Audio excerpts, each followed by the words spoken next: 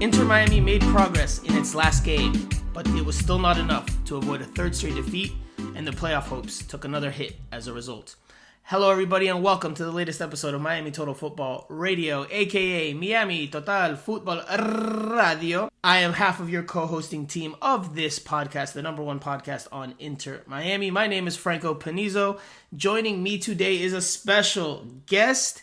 His name is Dayron Quieroz, my Venezuelan friend on the Inter Miami beat. Dayron, how are you doing today? Franco, thanks for the invitation. It's a pleasure for me to be here with you. I'm doing great, man. Ready to evaluate, to talk about Inter Miami. That it doesn't end to, like at the end, we don't see the Inter Miami that we expect to see. And that's something that for this moment, looking at Nashville, I always like to compare Inter Miami with Nashville because they were born at the same time. You know that. And looking the results that Nashville has had during this season, you say like, okay, with the players that Phil Neville has right now, they should be a little bit better. Yeah, no, they absolutely should be better. They should be not in the situation they're in. Right now they are 7 points behind the final playoff spot in the Eastern Conference after Wednesday's 1-0 loss to Atlanta United. And obviously there's only 8 games left in the season. So time is running out for Inter Miami to make a real playoff push. It's still there for them, but we're going to touch on that. We're going to touch on the upcoming game against the Portland Timbers. We'll also do the Q&A session, which is standard here on the podcast. And this is your first time here, so looking forward to seeing how you do in all these factors. Quickly, just to let the listeners know a little bit more about yourself. Dayron, give them a little bit of more background. What do you do? You know, how long have you been doing it? And anything else you want to add there?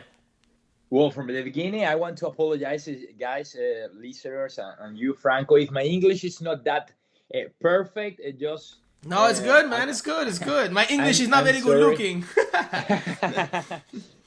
As Mark Anthony, no, Celia Cruz used to say that. Yeah, Celia Cruz used to say that. Well, I'm from Venezuela. I'm a sports journalist. I graduated in Colombia, in Medellin. Although I'm from Venezuela, I graduated in Colombia because of everything that was happening in my country. I started my first steps there, working in RCN Televisión. It's the name in Spanish. It's a very important broadcast television in Colombia. I did some newspaper job there with El Espectador. And I ended up here, Franco, and talking about soccer and talking about MLS. One of the reasons that I came to the United States, it was because I had many trips to United States. My family have been living here for a long, and I saw how the MLS was growing. I know that's not the subject that we are talking today, but I saw how this league was starting to grow, was starting to bring players to make this league bigger. So I saw that potential in the league. But I say to myself in that moment, I wanna be part of that. I wanna grow my career because I'm pretty young. I'm just 26. I wanna grow with my career with the MLS. That we are almost the same age because they are 26. That's true. And that's the reason why I came here. And we have a radio program in VDM Radio with some fellas that you already know too, Pablo Garcia and Juan Carlos Guerrero. Monday and Tuesday, we are there speaking in Spanish, though. But we are there talking about soccer, sports in general. And I have a podcast that, if you allow me to. Yeah, go for it, brother. Tell the guys so they go to listen to it. I have a podcast called Sports Chat. It's in every platform. You can go to Apple Podcasts or to Spotify or to anything. And it's about interviews. I interview people there about the world of sports, coaches, players, fans, psychologists, like different persons around the world of sports. So you are more than welcome to pass by too. Yeah, absolutely, man. I'll take you up on that for sure. Now, also give people your Twitter handle in case they don't follow you, because they should follow you. You do cover Inter Miami on a regular basis. So share that with the people as well. So guys, you can follow me on Instagram and on Twitter at Dayron Quieroz S. At Dayron Quieroz S. Dayron is with Y. Quieroz is with Q and Z, and after the Z you put the S. That's my Twitter. That's my Instagram. We try to cover Inter Miami and especially all what happens with the Venezuelan players here in MLS and everything around it. No. Yeah, and there's an Venezuelan international on Inter Miami now. Christian Macun has been called up. We'll touch on that as well. So we've got a lot to get into. So Dayron, let's get to it. Okay, Dayron, so we're going to start by previewing the upcoming game against the Portland Timbers that happens on Sunday afternoon at Providence Park in Portland, Oregon. Inter Miami's first trip up there to the Pacific Northwest. They haven't even traveled there yet, up until this game, actually. So let's touch on that first, and then we'll review the game against Atlanta United in the second segment. What kind of game do you expect from Inter Miami in this one? Given the situation they're in, like we mentioned before, 7 points out, 8 games to go. They need to start picking up victories if they're going to try to make up that ground and close the space and try to get back into the playoff picture. What do you think we see from Inter Miami tomorrow? Do you see a defensive-minded team? Do you see a team that attacks more? What do you see from Inter Miami going into this one? Well, it's gonna be a difficult one, because Portland, it's definitely a team that knows how to play. They are under Gio Savarese. By the way, he's Venezuelan. Yeah, it's very fitting that we have you on the show this week because we've got Venezuelans. You did it on purpose. I think I did because we have Venezuelan head coach for the Portland Timbers. We have Joseph Martinez, the Venezuelan scoring for Atlanta United. Christian Macun, who just got called up by Venezuela, and now we have you on the pod. So very fitting to have you on. But sorry, continue on there. No, don't worry. Everything fits. I'm sure that you did it on purpose. You don't miss anything. But then. So it's a team that it's right now in the playoff. They are 6. They know how to play this league. They have very very veteran players. Actually, they are one of the teams with the highest average of age in the whole league. And Inter Miami, we need to see a more. It's just so difficult, Franco. Because when you listen to Phil Neville talking in press conference, you've been there many times or the whole times. Yeah. And he speaks about needing, or at least in the last 2 games, he spoke about needing a more defensive team. But what I see is a team that needs to score. Yeah. I did see that in the last 2 games, but not in the whole season. They are having this problem of not scoring goals in the whole season. And we're talking about the offensive part.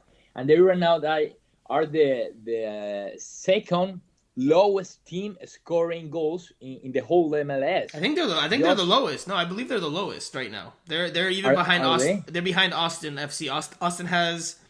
Hold on, 1 second. I'm pulling it up here on the phone. Austin has 27, and Inter Miami has 25. Yeah, so Inter Miami right now is the lowest scoring team in the entire league. So that's the thing. For example, against Atlanta United, Inter Miami just lost 1-0, but they didn't manage to score 1 goal, and that's the thing. Against New York Red Bulls and Nashville, that were the big results. Okay, they conceded 5 goals or 4 goals, but how many? The question is, how many occasions did Miami created? Not many. None. Not many. Or very not many. So that's what I need to see from this Inter Miami, especially in these 8 games. I need to see an offensive team. Yeah, I agree that they need to become a little more attack-minded. Look, in this last game, and I said we're going to preview and then review, but we obviously have to touch on the most recent game to talk about the upcoming game. So they need to improve the attack. In the last game, they got their defensive solidity back. They were able to improve their performance from that regard, but still leave a lot to be desired when it comes to playing with the ball, creating things in the final third, finishing things in the final third, and that's not been an issue just in the game against Atlanta United. It's been an issue, like you said, for much of the entire season. Now, we've touched on this podcast quite a bit as to why Inter Miami maybe plays with 5 at the back. The team has a lot of deficiencies, a lot of weaknesses, and their best run of form this season has come when they've played with that 5 at the back and they were grinding out results or finding ways to get victories. I like it. But it suits the team. It plays to its strengths and covers up its weaknesses. However, they need to do more in the attack. They're going to have to take more risks because in order to make up the ground in the remaining matches of the season, they have to score goals. And to score goals, you have to put the ball in the back of the net, of course, but you have to push more numbers forward and take chances. So I asked Phil Neville that in the pregame press conference on Friday. I asked him, how does he balance out the need for the defensive solidity with also knowing that he needs goals to win games. So, he touched on that. In general terms, didn't leave a whole lot. I think they're going to stick with the 5-man backline. I don't think they're going to change the formation based on his response.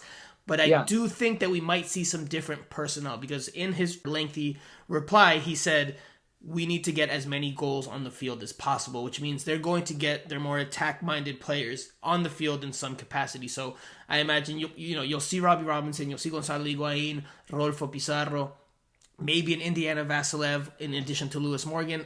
But we'll see. I'll see how they approach it, but I can imagine that they're going to stick with the 5-man backline, but maybe also change little things here and there, maybe with personnel to try to get more of an attacking punch out of this team because they've been shut out 11 times this season, 11 times, and obviously that combined with the low goal scoring output is a concern. The problem, Franco, if you allow me, the problem for Inter Miami or for the teams in general, the problem is not the formation. The problem is not, as some coaches say, like the telephone number, the 3-5-2 or the 4-4-2. That's not the problem. The problem is what you do with that formation, which is what every player has to do in that scheme, and that's where Inter Miami is failing. They found some solid team in that 5 in the back,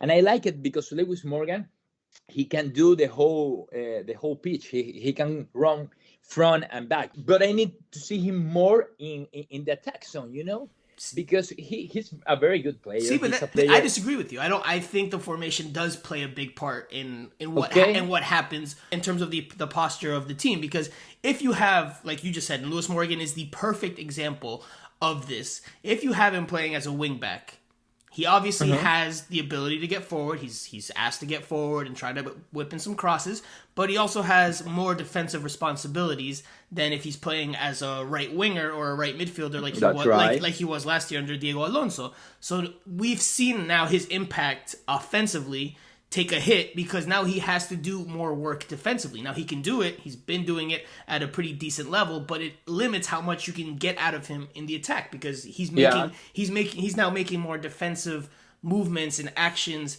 and that obviously takes away from what he can provide up in the attack. He's also playing a bit further back. But let's going back to the Portland Timbers, going back to what they will provide for Inter Miami. It's a team that has not lost since late August. They are unbeaten in the last 6 games. Their last loss was against the Seattle Sounders on August 29th. Since then, they have won 5 games and tied 1. So they're a team that comes into this Sunday matchup in pretty good form. It's going to be quite a challenge for Inter Miami. Portland Timbers have a lot of good attacking players like Yimi Chara. They have Diego Valeri. They've got quite a bit of talent, and the atmosphere at Providence Park, I don't know if you've ever been to a game there. I have, and it's rocking there. The Timbers Army always brings it, and it's going to make for a pretty tough match for Inter Miami when you factor all those things in. So I think Inter Miami is going to look to be defensive. I think they're going to try to keep that 0 at the back and, again, pick and choose their spots because this Portland Timbers team, is a very good team. They can score goals in many different ways. So I don't expect Inter Miami to try to come out and go toe for toe with the Portland Timbers on the road at Providence Park. But that's just what I expect from Inter Miami tomorrow. At least not in the first half. And one of the things that they need to take care of, it's something that I saw against Nashville that they didn't resolve that well. You remember in that game, Hani Mukhtar, we were talking just about him. He will move a lot behind the first line of midfielders. I don't remember if Gregory was playing that game. I think that was the game where he saw the red card, right? Yeah, he was playing as a center back in that game. He was playing as a center back, yeah, and there was Blaise Matuidi and Jay Chapman. Jay Chapman. Thank you, Franco. And Hani Mukhtar will run a lot behind them, behind Chapman and behind Matuidi, and that hurt a lot Inter Miami. And I think that that's one of the things that they have to take care of against Portland, because they have Sebastian Blanco, that he does that a lot. The number 10 of Portland Timber, he is very good with the ball on his feet. He knows how to move between the lines, the defensive line and the midfield line. And it's a player that they have to take care of. Inter Miami, in the beginning, Franco, you can confirm me that they already have all the players, right? They will have González Pires, they will have Nico Figao. Yes. Gregory is gonna be back on the midfield line. That's important for them, but they need to be careful with Sebastian Blanco, who is very, very good with the ball in his feet, especially where I told you in that gap between the defensive and the midfield line. And Jimmy Chara is such a fast player that Lewis Morgan, it's the one that has to take care of if he's gonna play in that line. Yeah, because Jimmy Chara lines up on the left wing, very quick attacker, very dynamic. So that will give Lewis Morgan quite a challenge defensively, assuming they stick with that 5-man backline, which again we think that will be the case. Yeah. Now, for Inter Miami, what is the key to the game for you? What is the key? What do they have to do tomorrow to maybe not win? Maybe this is one of those games. Obviously, they need points and they need to win, but maybe this is one of the games where they say, look, just getting a draw, getting a point out of this one is enough. And obviously, they need to score goals, right? They need to win games, but I think in this one, the key to the game is being defensively solid, because if you try to go toe for toe with the Portland Timbers, I think you're in for a long day. Obviously, Inter Miami needs to win, and I think that they're going to have to take more risks in the games to come. I just don't think in this one, this is the time to do so. I do think that after this match, I don't know if they change the formation, but they're going to have to start throwing more numbers forward in order to try to make up ground. But I think in this one, just trying to stay solid at the back is the key to being able to stay in it and maybe even pluck one in. If you can keep the Portland Timbers at bay, maybe you can get an opportunistic finish at the other end. Maybe you can get a set-piece goal at long last, or a penalty kick, maybe a handball like Inter Miami had against Atlanta United. So I think the defense is the key in this one. What about you? Yeah, I agree with you, because a solid defense is what they need to get back to. A point will be great for them, but the thing is that the next two games for Inter Miami, and I don't want to go too far, are some very difficult ones too, because they have to face New York Red Bulls and they have to play against Columbus Crew. Inter Miami beat Columbus Crew, but Columbus Crew in that moment wasn't this Columbus Crew. And if I am honest, Portland Timbers are maybe one of the, I'm not going to say the easiest one, but the less difficult one. Portland Timbers between New York Red Bulls and Columbus Crew. I think differently. I think Portland Timbers away, with all the factors that go into it, even with a full-strength team, I think that's a tough challenge. I think it's a pretty tough ask of Inter Miami. But we'll see. Yeah. We'll see how they go, because Phil Neville said in the pregame press conference again on Friday, he said, they're going to have all their players again, and this is the first road trip that they've had where they've really been able to bond a lot more. Which, I mean, it's true that they haven't really traveled like this for an extended time this season. They go the day before the game or the day of games, they fly out and then they fly back either that same night or the next day after they play the matches. So they haven't really had extensive road trips this year, and that's due to the scheduling and due to obviously COVID protocols and whatnot. But this is the first time they've had a few days in a row together away from South Florida. And he said that, it's helped them come together a bit more, learn more about each other. I still think that that's a bit concerning if, at this point in the season, you're still talking about chemistry. But that's what I was going to say. Like, we've listened to that Phil Neville's talk since, I don't know, 3 or 4 or 5 games ago. So I'm kind of tired of it. I would like to see the results of the team for how they play, not how they get along. Yeah. Although they have to get along, but it's not a moment in the game 28 to be talking about this. Yeah, so I think that we'll see, in terms of the tactics and the formation, I think this will be the team that we see on Sunday afternoon. It'll be Nick Marsman in goal. I think you'll see Lewis Morgan as the right wing back, Kieran Gibbs on the opposite flank as the left wing back, and then your center back trio will be from right to left Leandro Gonzalez Pires, Nicolas Figal, and Christian McCoon. I think they stick with that three-man midfield that we saw in the game against Atlanta United. I think Phil Neville maybe dropped enough crumbs there where I think that that's what's going to happen, because he touched on having Victor Ulloa, Gregory, and Blaise Matuidi in that midfield three, as we've seen at times this season. Victor Ulloa should also be back and available for this one. He did some training at Mercedes-Benz Stadium post-game on Wednesday night, so he's expected to be available for this game against the Timbers, but I obviously don't think he's going to start. And going back to what Phil Neville said that, having him, Blaise, and Gregory in that midfield, maybe they're two similar characteristics, right? They're more players that break things up, not necessarily players that create a whole lot, whereas Pizarro is a bit more attack-minded, a little bit more creative, so having him in that midfield line of three, or in that midfield three, helps them have different characteristics, which can not only help them improve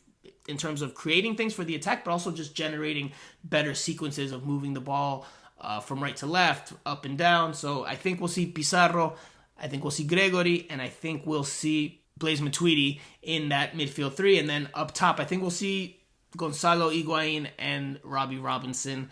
I don't know if they'll play side by side, or if, we'll see, they'll do what they did against Atlanta United with Gonzalo dropping as a fit faux number 10 and trying to distribute and create for Robbie Robinson. But I imagine that will be the lineup that Inter Miami goes with. Do you think they'll have any changes, or do you think that'll be the lineup tomorrow? No, I like it. I think that's going to be the lineup too, and I was going to add that one of the key of these games too are the balls that they can get to Gonzalo Higuain in the last quarter of the pitch, But I'm saying this because Gonzalo Higuain, in my opinion, he hasn't had a bad season in these games, in this season. He has scored 10 goals with what they have, with what they do, especially, not with what they have, because they have good players, but they don't do a good offensive game. And Gonzalo Higuain, nevertheless, has managed to score some goals. And I think that he can still keep doing it as long as Rodolfo Pizarro can, and not just Pizarro, I'm talking about Morgan, I'm talking even about Christian McCoon, that he likes to make those long passes and skip that midfielder line. All those passes that they can get to Gonzalo Higuain in the last quarter, we know Gonzalo Higuain. He's a star player. He's been good, in my opinion, Franco. I don't know what you say about it.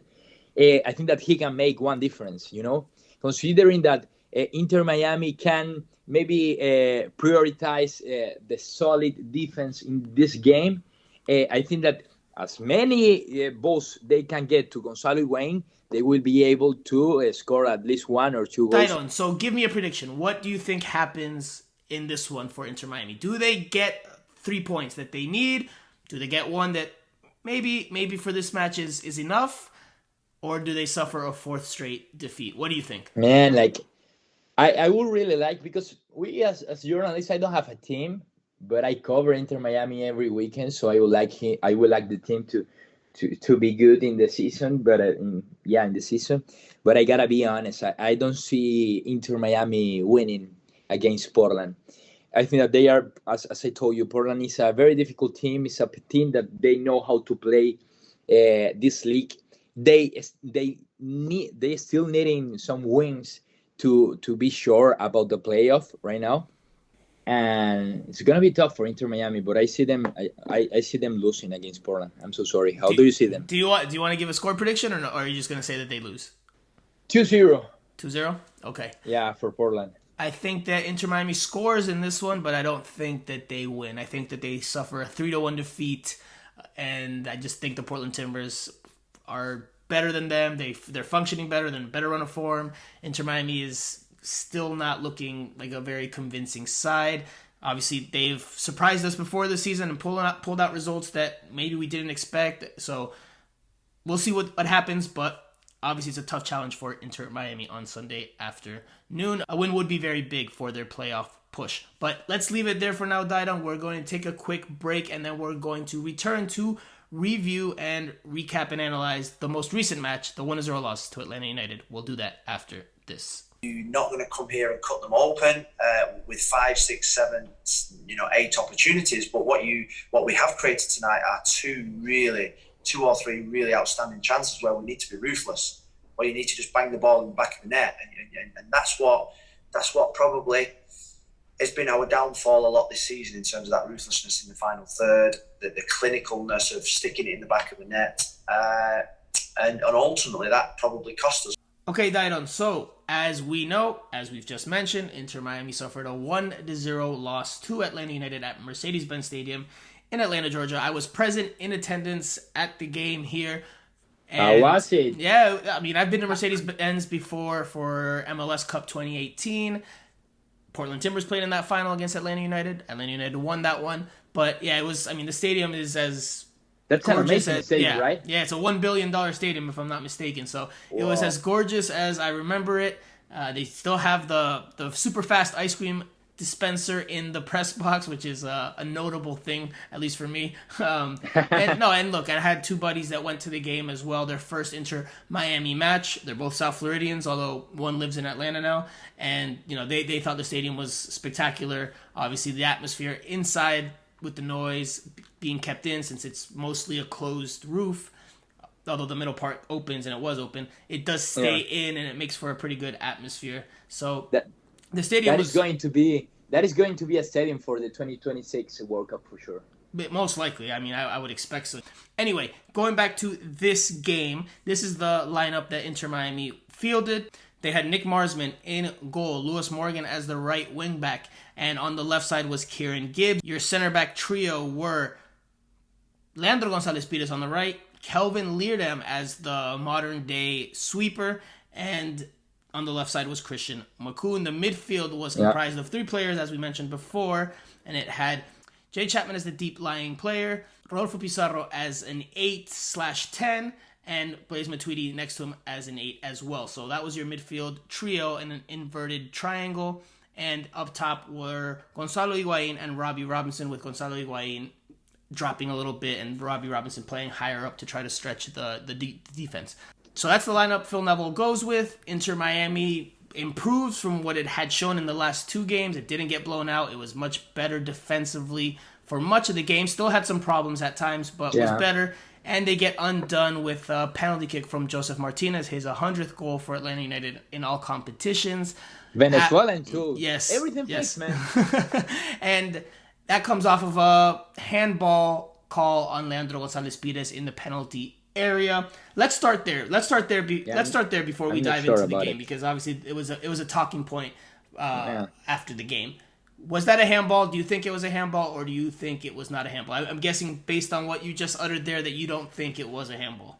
No, for me it wasn't, because what else can Leandro Gonzalez Pires do, I saw the rep, and Leandro clearly tries to put his hand behind his back way before the ball hits, It wasn't like the ball hits and then Leandro Gonzalez put the hand or the arm before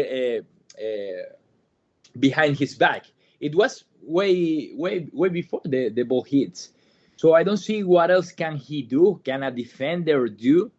And one of the things that, I mean, when you read the rule book, soccer rule book, they don't want the arm to occupy more space that it should. Right. And for me, Leandro Gonzalez Pires wasn't doing that.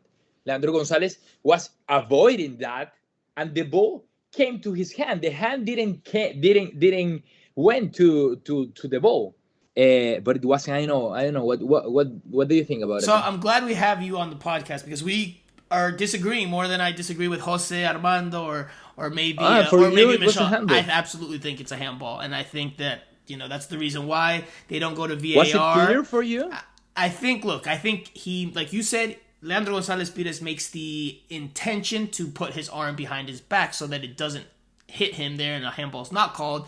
But in the process of doing so, it still hits him in the arm. So it's a bit unlucky and a bit unfortunate for him and for Inter Miami, because obviously he's clearly trying to avoid having a handball. But it does hit his arm, and his arm is still outstretched. It's not he hadn't tucked it in yet, so it makes his profile bigger. Yes, I think it makes his profile bigger. It defends it. Obviously, with the arm being outstretched and trying to come back in, that's the part where we don't agree. Yeah, so I think that it doesn't. The listeners, I know, comment on the podcast, on this episode. What do you think about it? Yeah, no, right? They'll let us know if they thought it was a handball or not. I know I saw some people say they thought it was a rough call or a harsh call. Others said it is a penalty kick. Phil Neville after the game said it was a 50-50, so he didn't really have much of a criticism for the referees. So look, it was a tough call, but I think it is a penalty kick. I do think he does make his profile, his person, a bit bigger in terms of defending with his arm outstretched, even though he's trying to tuck it in. So again, I think it's a bit unfortunate for them, but I think it was a penalty kick. Regardless, it was called that, and Josef Martinez puts the game-winning shot away. Now, going into Inter Miami's performance, what was your biggest takeaway from what you saw? Obviously, they got back to being defensively more solid, not giving up a whole lot, although there were a couple of chances that Ezequiel Barco and Josef Martinez missed in the first half. But again, the attack didn't generate a whole lot. 0 shots on target. Robbie Robinson probably had the best look of the game for Inter Miami late in the first half, but he scuffs his shot and sends it wide of the net. You would expect him to do better there, but what'd you think? What was your biggest takeaway from this game? Well, as you say that, like the solid in defense, it is something to commend, especially because Kelvin Leerdam was playing, and I don't know if you felt the same, but the game against Nashville, Phil Neville at the press conference, he said that he needed players that wanted to defend. And I felt that was a little bit about Kelvin Leerdam, because I didn't see him running in that game against Nashville. So considering that he came from a bad game and that he played in that middle of the defensive line, and considering that and that they somehow managed to recover that good defense, a little bit good, not that good. I think that's a point to highlight. I'm not sure about. Well, the thing is not the position where Rodolfo Pizarro was playing, but it is still being as how he's playing. In my opinion, he lost many balls. He just managed to win 4 out of 12 ground duels, and 89% of his passes were good. But the thing is not when he tries to pass the ball, because most of the time he does it to the back or to his sides. He doesn't pass that much the ball to the front. So for me, and we can touch on Pizarro a little bit more here because he played as a more of a central midfielder. Something I've touched on since last season. I think Pizarro, just based off his skill set, he's not a traditional number 10. I think with the qualities he has, he can make for a good number 8, like we saw in this game. I know you're critical of his performance. I liked what I saw from Pizarro. I liked him picking up the ball from the defense, carrying it forward, be it on the dribble or via passes. Obviously, he's not a huge ball winner. He's not Gregory, so those numbers statistically aren't going to be great. It's a different profile for sure. So I think that's you live with that because that's not necessarily his function. I think his role is more to distribute and help generate attacking sequences, which Inter Miami did a decent job of in the first half. They kind of got away from it, or they lost a little bit of their stranglehold or their control in the game in the second half. But in the first half, there were some sequences where Inter Miami moved the ball through the middle of the field, mostly through Pizarro. And they were able to do that because he's more technical. He has a clean first touch. un buen pie, as we say in Spanish. So I liked what I saw from him there. I think that we're going to see more of that. Phil Neville said after the game he thought it was Rodolfo Pizarro's probably his best performance this season. I don't know if I agree with that, but I do think Pizarro had a good game. I think he was one of the better players, in my opinion, in terms of what he needed to do for his position. So obviously they didn't create a whole lot, but they did have moments. They did have certain moments. Again, especially in that first half, you think about the Robbie Robinson play. I believe Pizarro was involved in that one. He also, I think, if I'm not mistaken, passes the one to Blaise Matuidi on the left flank that doesn't end up in a shot, but it ends up in a close approximación, a near opportunity. That, you know, it doesn't lead to a shot, but it leads to a near opportunity. So I liked Rodolfo Pizarro's performance. I think we'll see him there again. I think Inter Miami should have realized this long ago, that his skill set gives them more of a number 8 than a number 10. I think that they were trying to force him to be a bit too creative, or put him in a creative position when it's not necessarily his strongest fit. But the thing is that it kind of was when he used to play in Monterrey. You know, it was kind of his ability to play in that part of the pitch. But the thing in Inter Miami is that he usually crash a lot with Gonzalo Higuain, because as he has said many times, if he doesn't receive the ball up in the tag, he gets bored and he has to come down. And there is where we find Gonzalo Higuain and Rodolfo Pizarro very near or very close to each other during the games. So I agree with you that I think that this position, considering the context, because as I said, he used to play in that part of the field with Monterrey, but considering the team, he can maybe play better here. When I talk about Rodolfo Pizarro and when I judge him, it's because he needs to be one of the star players here in the MLS. Remember that he's one of the 3 designated players in Inter Miami, and he was brought here from Monterrey after they won that league in Mexico as a star player. In Mexico, they were talking about Rodolfo Pizarro going to Europe, from Mexico to Europe that season. And he came here, and all the Mexico press was saying, how is he going to the MLS if he has a level to be in Europe right now? He's in his best moment of his career and so on. And I haven't seen that since he got to the MLS. As I said before, I want to see Rodolfo Pizarro fighting for the MVP of the season. I want to see Rodolfo Pizarro fighting against the best number 10s or midfielders of this season. So I've touched on it on this podcast on a number of occasions. Haven't done so with you yet, so this is refreshing to hear, your stance, and it's a bit of a different stance. But for me, I agree. Look, I agree. I don't think Rodolfo Pizarro has played to the level that was expected of him by and large since his arrival. Full in agreement with that. However, I think the reasons for that, right? You could see the what, but we have to look for the why and the how. I think one of the reasons why he has struggled, especially this season, to give his best or deliver his best type of performances is because he and Gonzalo Higuain on the field just do not click. They just don't work together. The chemistry isn't there.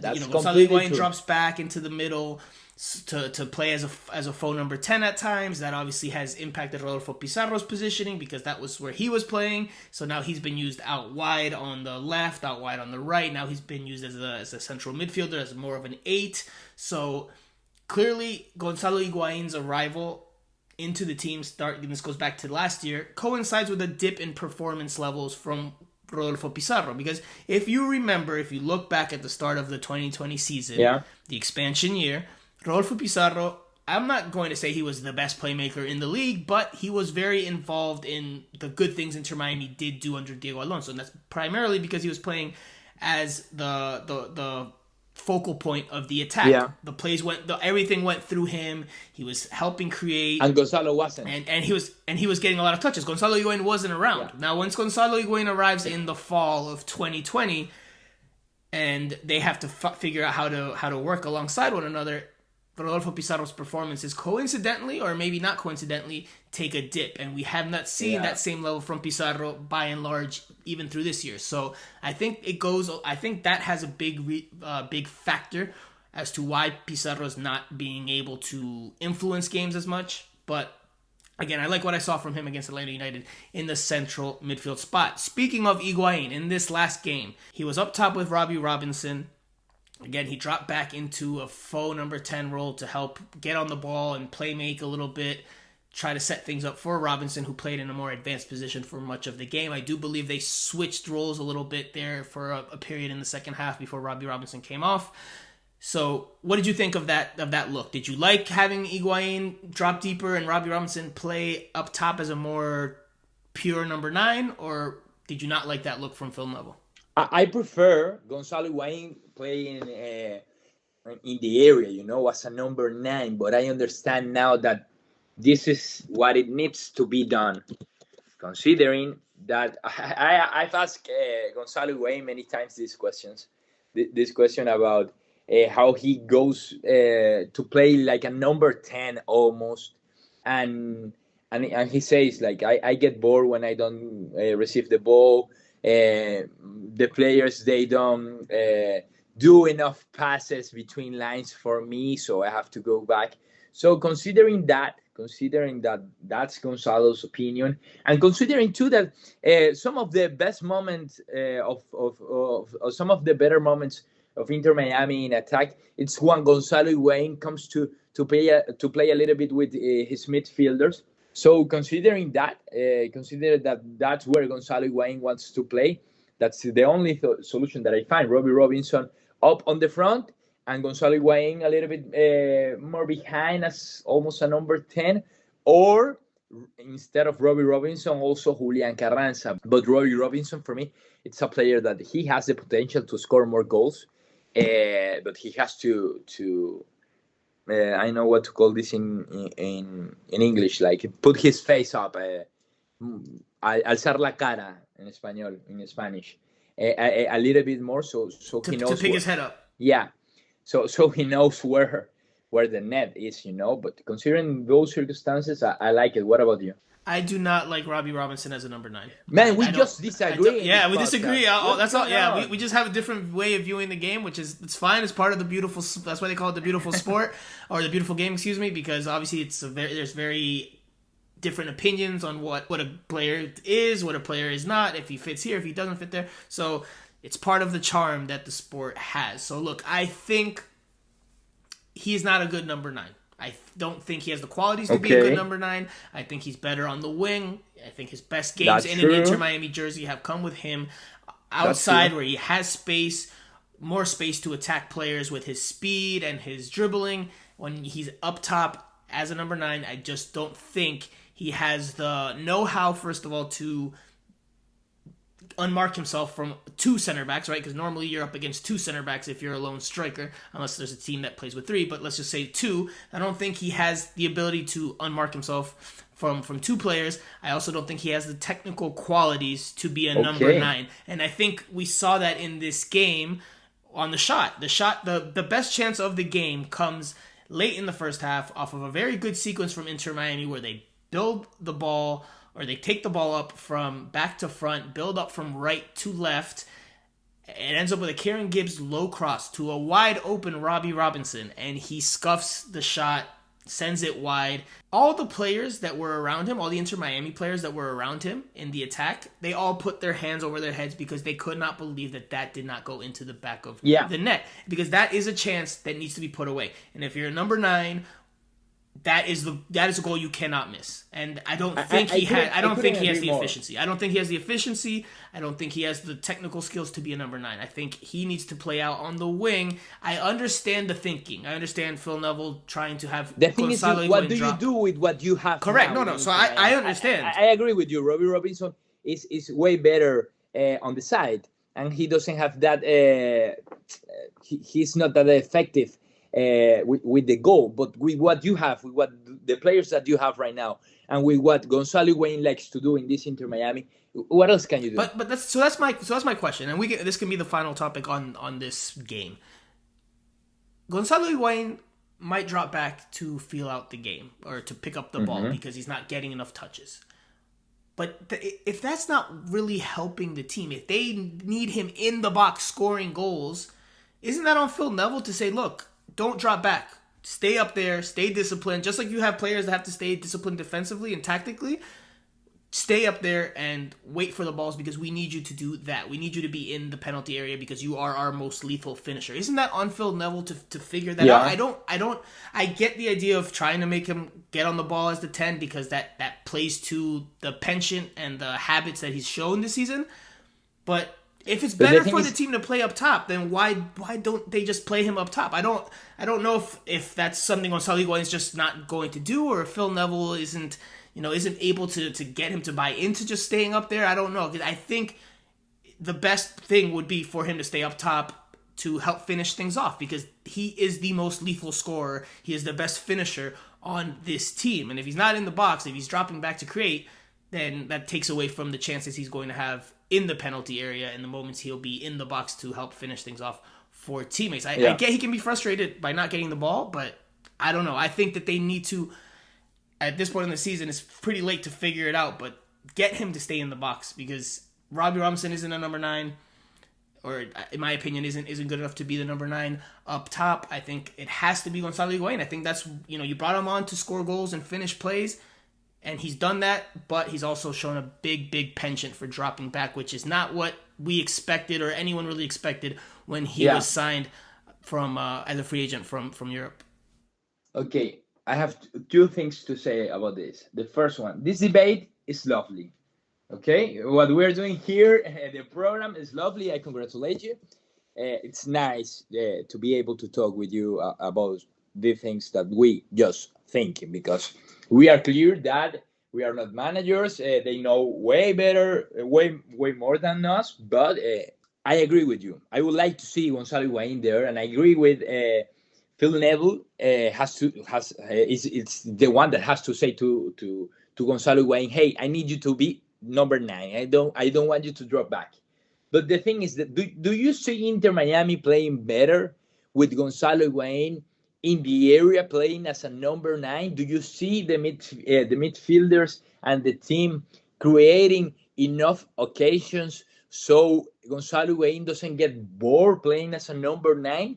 Because that's what I don't see that is happening, and that's where I understand the Argentinian dropping back. Look, the team is not a very well-constructed team. It has a lot of weaknesses, a lot of deficiencies. But again, Gonzalo Higuaín, for me, needs to just be there in the box, finishing things off. Him dropping to pick up the ball and create, especially with the lack of speed that he has and the overall lack of energy, just generally speaking, it just takes away from the chances that he can finish things off in the box. There's plenty of plays over the course of the season where we've seen crosses go into the penalty area and there's no one there to meet it. Not even anyone in close proximity because Gonzalo Higuaín's just not there. So if you don't have him up there, right, and this last game they did have Robbie Robinson, but in other moments they haven't, you lose your number 9 as a reference point in the attack. There's no one there. So that I think Phil Neville's trying to make do with what he's got, but exactly. I think there has to be a way to get Gonzalo Higuaín to be in that box and stay in that box to try to finish things off. Because if that ball had fallen to him, I have no doubt he puts that away. A few times that I saw Gonzalo Higuaín doing that job, it was when Federico Higuaín used to play. Yeah, he doesn't do it anymore. Like I don't think Phil Neville likes him because he doesn't give him any even 20 or 15 minutes. But yeah, he's definitely fallen a bit out of favor for sure. But we'll see how Inter Miami approaches things because clearly they need to get goals in order to win games. So let's leave it there, Dayron. Let's take a quick break and we'll come back for the Q&A session and our final thoughts after this. Q&A.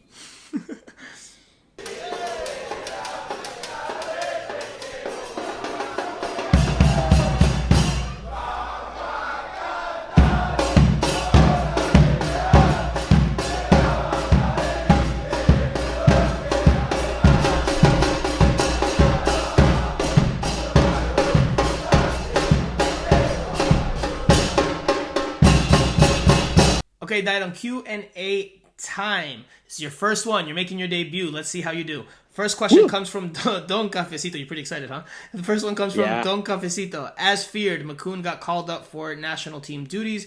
Do you think he'll make his senior debut against Brazil? So I will let you start, Dayron, since you are the resident Venezuelan on Miami Total Football Radio now. So go. You can start, and then I'll piggyback off of you.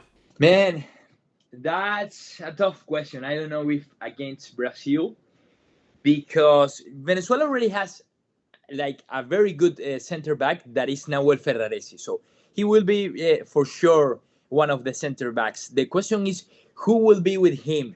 In my opinion, Christian Makoun should be the one, considering that Venezuela, his other starting center back is Jordan Osorio, but he won't be there because he's got an injury back in Italy. But I don't know. I think that Leo Gonzalez, who is the coach of Venezuelan coach, he's going to prefer either John Chancellor or Adrian Martinez because of their experience. They have played a little bit more, or they have played more games with Venezuela than Christian Makoun, because he hasn't played yet with the absolute team, because he had done it with the under 20 and under 17.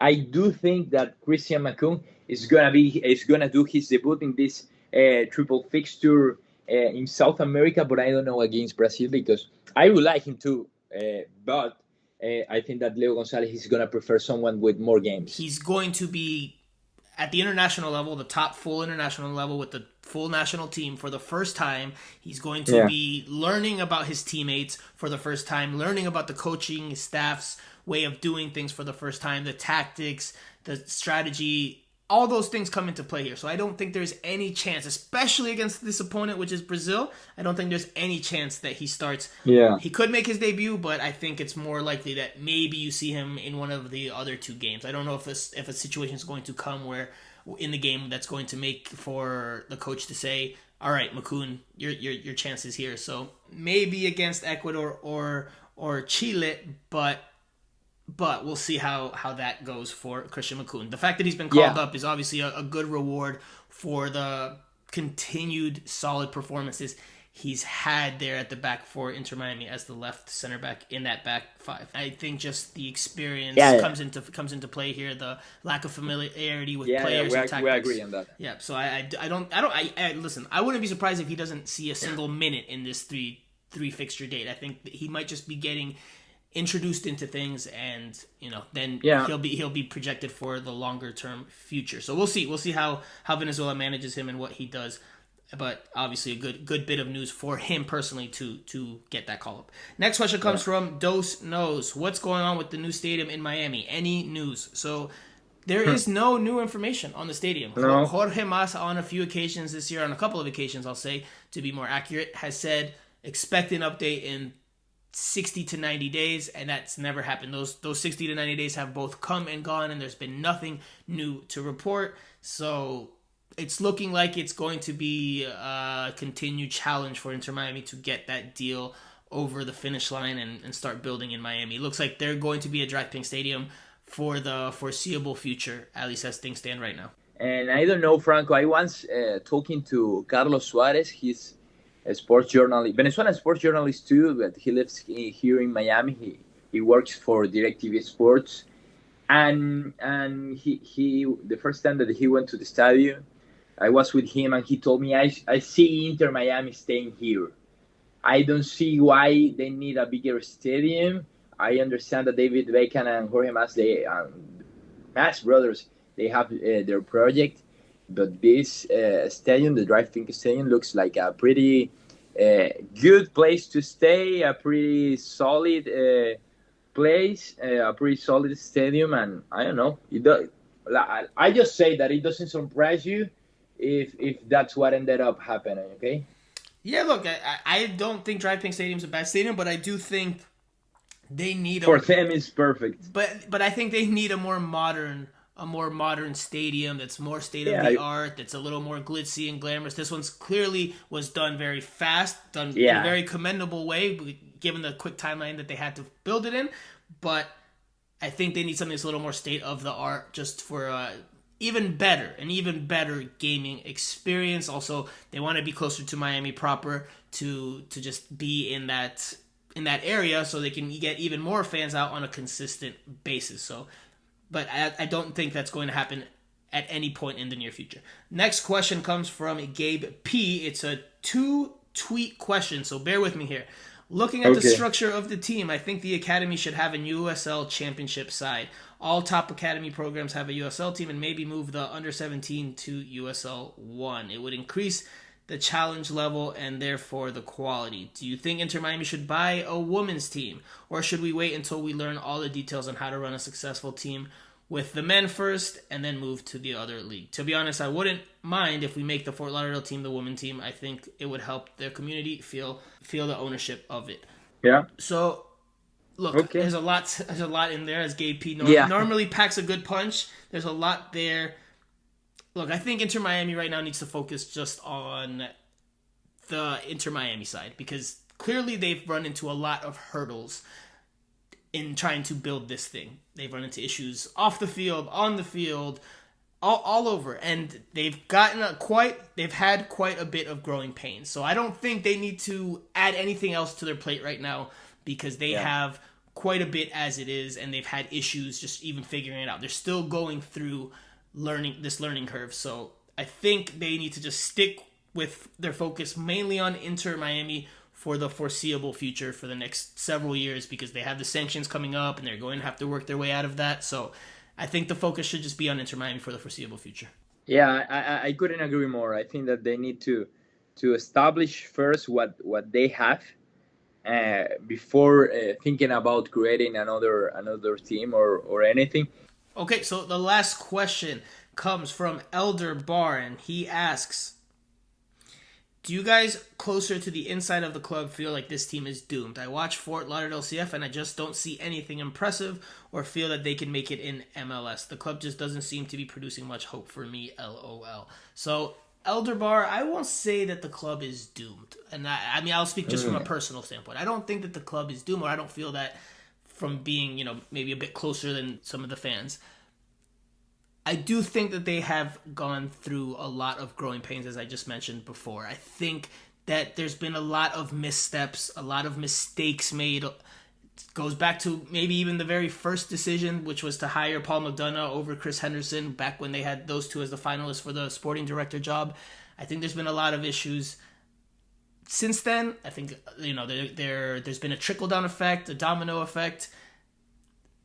And I think it's going to take some time for this team to really get back on track. But having said all of that, I think once this team can figure that out, I think this team can be one of the biggest teams in the league. Not only because of the city, not only because of David Beckham and the brand. I think that they have the potential with Jorge Mas as the owner to really, really push the envelope in MLS and be one of the main protagonists, one of the clubs that people around the world talk about as being the best performing teams in the league, like the Seattle Sounders are right now, like the LA Galaxy used to be. So I think Inter Miami has the potential to do that. I just think that they are going through growing pains as an expansion side. And look, this is not exclusive to Inter Miami. Inter Miami is not the only team that's come out of the gates and struggled in a big way. Most expansion teams do struggle because it's new. It's such a new thing. Now, Atlanta United and LAFC, they came out of the gates with a little bit more success, so that raised the bar. And obviously, Inter Miami came out talking a big game about trying to replicate that. But if you look at most expansion teams have struggles. Now, that doesn't excuse Inter Miami, because they never said, hey, look, this is a long-term project. They said they wanted to compete from day one. Those are their ambitions. Those are the ambitions we measure them up against. I'm not excusing them, but I do think that they've had a lot of growing pains and a lot of issues that have prevented them from really succeeding. Yeah, for sure. It was such a difficult start because we have to talk about the pandemic that was in the middle of it. The whole COVID-19 got in the very start of this expansion team. But they do for sure have the potential, Franco. I think Q&A it's the part of this program when we can agree. Yeah, we've been disagreeing up until now. Now we're all of a sudden we're buddy. They will compete. One of the things about this Inter Miami in their first 2 seasons is that I don't think that they have found yet a coach that fits to them perfectly. Diego Alonso wasn't very clear the one in the first season, and Phil Neville hasn't proved it yet. I do think that Phil Neville has left some things, not just in Inter Miami, but also in the academy, in the organization of the whole team. I was talking to someone in the team, and he was telling me how the way the teamwork changed since Phil Neville and his team got to or arrived in Inter Miami, how they started to talk everything from the press team to the lineup to everyone in the team, not talking just about coaches and players. I'm talking about everyone. I think Phil Neville put that on the table that Inter Miami didn't have in the beginning, and he did add something, but I don't think that is the coach that is gonna make Inter Miami shine. Once they find it, Inter Miami is gonna compete for sure. Okay, well, that does it for the Q&A session. Dayron, you made it through. You survived, so all is well there. Let's give our final thoughts. You can start if you don't mind, then I will go, and we'll wrap up the pod after that. Man, first of all, congratulate you for this podcast. I'm very thankful with you for considering me to come here and talk to your listeners about Inter Miami. Once again, I please sorry for my English. I did my best. This is my best for now. I hope to get it even better. What can I say? Thank you, and well, I want to see what happens with Christian Macun in Venezuela, because I do think that he has the potential to be a first starter. I started with Venezuelan team, considering that what Venezuela has in this moment. I think that Christian Macun has changed his history since he came to Inter Miami. He started, Franco, not having too much minutes with Diego Alonso. After that, he got COVID. His recovery wasn't that well.